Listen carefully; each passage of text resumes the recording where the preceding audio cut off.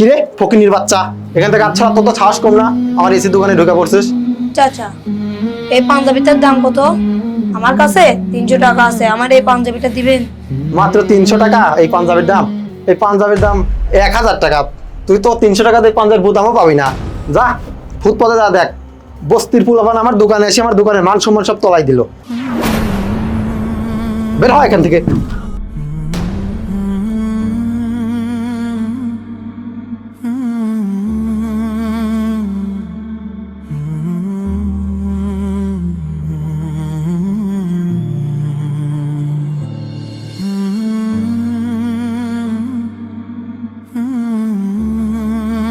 আহা, তুমি এরকম করতেছো কেন?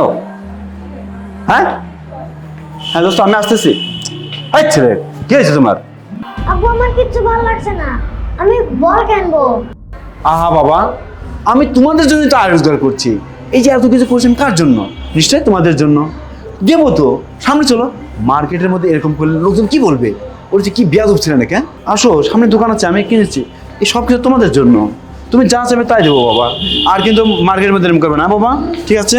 আর কখনো কিন্তু এরকম করবে না, হ্যাঁ? তোমাকে সব কিনে দেবো, আসো। যা চাইবে তাই কিনে দেবো আজকে আমি তোমাকে।